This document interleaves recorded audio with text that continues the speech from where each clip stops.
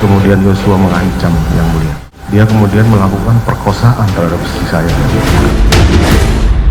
Saya tahu kapan kamu bohong, kapan enggak. Cerita kamu nggak masuk di akal.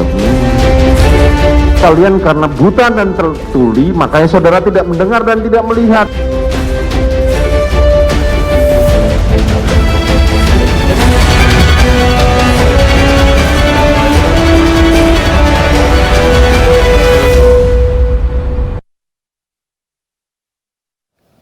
Terdakwa pembunuhan berencana Brigadir Yosua, Ferdy Sambo dan Putri Chandrawati hari ini kembali menjalani persidangan lanjutan di Pengadilan Negeri Jakarta Selatan. Ferdy Sambo dan Putri Chandrawati dalam persidangan menghadirkan sejumlah barang bukti dari pihaknya dalam agenda pembelaan dakwaan. Proses persidangan perkara pembunuhan berencana Brigadir Yosua masih digelar di Pengadilan Negeri Jakarta Selatan. Dalam agenda sidang hari ini, kubu Ferdy Sambo dan Putri Chandrawati menunjukkan 35 barang bukti sebagai pembelaan atas dakwaan jaksa penuntut umum.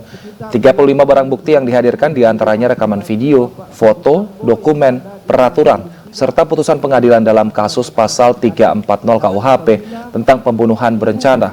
Selain itu, sejumlah informasi hoax yang pernah beredar juga dihadirkan dalam persidangan.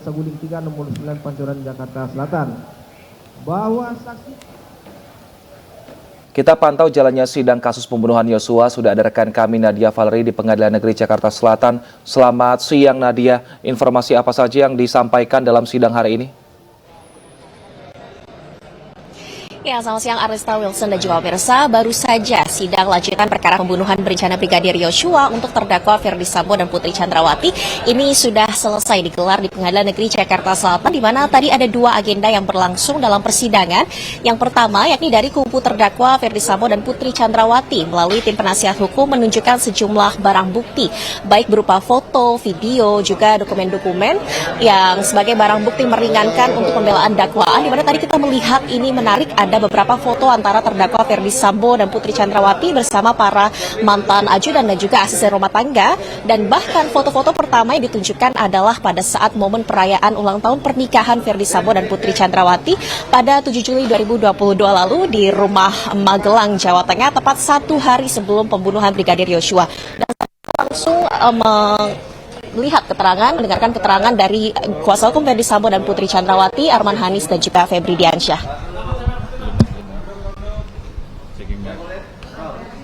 Mulai ya. Bang, penjelasan dari sidang hari ini. Tadi agenda ini mendengarkan ataupun melihat juga barang bukti meringankan dari dua terdakwa, bagaimana tadi tanggapannya? Baik, tadi sama-sama kita saksikan ya, atau dalam persidangan hari ini kami dari tim penasihat hukum kedua terdakwa mengajukan beberapa bukti yang relevan dalam perkara ini. Nanti detail bukti-bukti yang kami ajukan tadi, kita kan tadi berusaha untuk menjelaskan bukti-bukti yang kami sampaikan.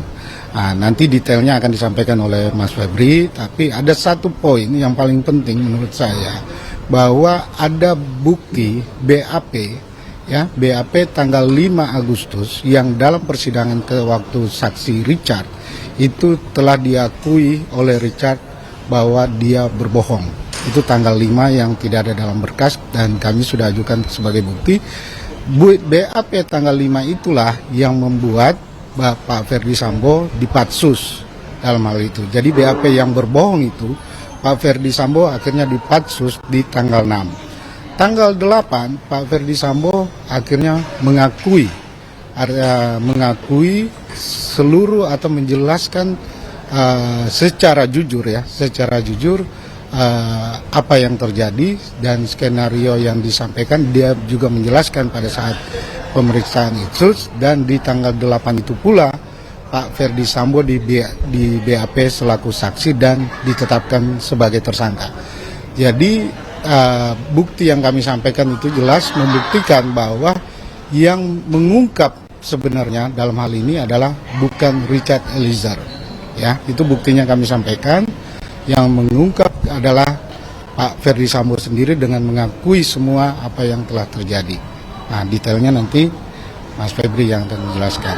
Itu poin yang paling utama menurut kami.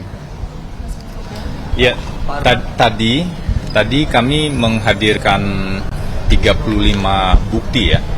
Teman-teman mungkin bisa mendengar, menyimak juga tadi ada beberapa yang foto, video, kemudian ada dokumen, ada peraturan, ada putusan, baik putusan pengadilan ataupun putusan Dewan Pers, dan bahkan ada bukti informasi-informasi hoax ya yang ditujukan pada para terdakwa selama proses penegakan hukum ini berjalan. Tadi akhirnya kami bisa membacakan judul-judul dari 35 bukti tersebut. Sebenarnya kami berharap ya, tadi kami berharap majelis hakim memberikan hak yang seimbang, baik pada jaksa penuntut umum ataupun pada terdakwa dan penasihat hukum untuk menghadirkan bukti-bukti dan menjelaskan konteks bukti-bukti tersebut. Sayangnya seperti yang kita lihat bersama, terdakwa tidak diberikan waktu yang cukup untuk bisa menjelaskan bukti-bukti yang kami ajukan. Padahal ada azas yang sangat mendasar ya dalam proses peradilan itu, bahwa kedua belah pihak harus diperlakukan dan didengar dan dipertimbangkan secara sama.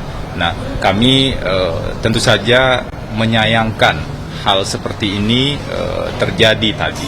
Tapi tentu kami tetap menghargai majelis hakim, meskipun ada beberapa catatan tadi yang kami sampaikan secara langsung pada majelis hakim agar dipertimbangkan seperti itu. Nah, 35 poin bukti tadi beberapa bagian sudah dijelaskan oleh Bang Arman. Saya ingin berikan highlight untuk beberapa hal yang lainnya. Misalnya ada bukti putusan-putusan yang kami ajukan ya. Ada 4 putusan, sebenarnya masih banyak putusan-putusan lain, tapi ada 4 putusan yang kami ajukan yang membuktikan setidaknya 3 poin penting dari rangkaian persidangan sebelumnya. Pertama, membuktikan di sana bahwa majelis hakim tetap mempertimbangkan motif dalam sebuah perkara pembunuhan, apalagi pembunuhan berencana. Jadi banyak pihak sebelumnya, misalnya ada yang mengatakan dalam kasus besar sebelumnya seperti kasus Jessica begitu ya, dengan terdakwa Jessica pada saat itu motif tidak wajib dibuktikan. Nah, ternyata di putusannya tidak demikian.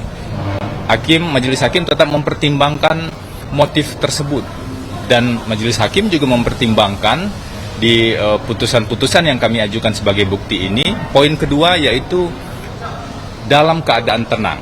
Jadi kalau kita bicara soal pasal 340, kalau kita bicara soal pembunuhan berencana, wajib dibuktikan terdakwa atau pihak yang dituduh melakukan pembunuhan berencana itu melakukannya dalam jeda waktu tertentu dan dalam keadaan tenang. Nah, frase dalam keadaan tenang ini sebenarnya dikenal sejak pertama kali pasal 340 ini disusun di KUHP Belanda pada saat itu. Ada perdebatan di parlemen pada saat itu, dan ada penjelasan dari Menteri Kehakiman di Belanda pada saat itu tentang keadaan tenang yang wajib dibuktikan terkait dengan itu konsisten juga di beberapa putusan. Dan kita tahu kalau dihubungkan dengan bukti ahli yang dihadirkan oleh jaksa. Jadi ini jaksa penuntut umum ya yang menghadirkan ahli psikologi forensik. Kami tidak menghadirkan ahli psikologi forensik tersebut.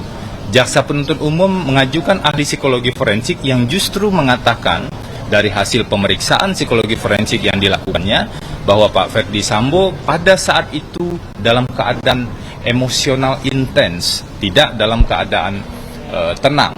Jadi sangat berkesesuaian bukti ini dengan bukti-bukti yang ada sebelumnya. Kemudian yang ketiga, poin yang juga penting dalam putusan-putusan tersebut adalah terkait dengan perbuatan bersama-sama. Jadi kalau jaksa kan mengajukan dakwaan pasal 55 ayat 1 ke 1 KUHP selain pasal 340 dan 338 ya. Di sana ada bagian turut serta. Jadi kalau bicara soal perbuatan bersama-sama, di putusan yang kami ajukan jadi bukti ini harus ada kesamaan kehendak, harus ada meeting of mind yang terwujud dan dibuktikan dari setiap pelaku. Nah pertanyaannya, dalam perkara ini kapan meeting of mind tersebut terjadi. Kami tidak menemukan ada bukti kesamaan kehendak dari pihak-pihak yang jadi terdakwa dalam perkara ini. Satu-satunya, itu pun masih jadi perdebatan, adalah pertemuan antara Pak Ferdi Sambo dan Richard, dan keterangan Richard tersebut juga berdiri sendiri, tidak berkesesuaian dengan bukti-bukti yang lain. Lalu pertanyaan hukumnya, apakah jaksa mampu untuk membuktikan adanya kesamaan kehendak? Menurut kami, jaksa tidak mampu membuktikan adanya kesamaan kehendak atau meeting of mind dalam konteks bersama-sama tersebut. Jadi itu 3 poin. Nah, berikutnya juga ada beberapa bukti-bukti yang lain yang kami ajukan, misalnya terkait dengan peraturan Kapolri yang mengatur salah satunya tentang bagaimana melakukan pemeriksaan lie detector, seperti itu. Di satu sisi ada perdebatan di ahli hukum, di praktisi hukum, dan di ahli psikologi tentang penggunaan lie detector, valid atau tidak validnya. Banyak yang mengatakan tidak valid. Di sisi lain ada dugaan pelanggaran peraturan Kapolri yang dilakukan pada saat melakukan pemeriksaan poligraf tersebut. Dan kemarin kita simak juga para ahli mengatakan kalau prosedurnya dilanggar dalam pemeriksaan poligraf, maka Ya, Arista Wilson dan juga pemirsa, itu dia merupakan keterangan dari kuasa hukum Ferdi Sambo dan juga Putri Chandrawati, Febri Diansyah dan juga Arman Hanis, yang mana pihaknya menyebutkan tadi sejumlah bukti sudah dihadirkan di persidangan, terutama ini untuk menunjukkan keakraban antara dua terdakwa dengan para ajudan dan juga asisten rumah tangga, yang mana terakhir kali mereka ini bahkan merayakan bersama-sama ulang tahun pernikahan Ferdi Sambo dan Putri Chandrawati yang ke-22 di Rumah Magelang 7 Juli 2022 ataupun 1 hari sebelum penembakan Brigadir Yosua. Kembali ke studio, Arlista Wilson. Baik, terima kasih banyak atas laporannya Nadia Valeri langsung dari Pengadilan Negeri Jakarta Selatan. Selamat bertugas kembali, Nadia. Komedian Abdul Hamid alias Pak Oga meninggal dunia. Ini akan kembali usai jeda dengan informasi selengkapnya.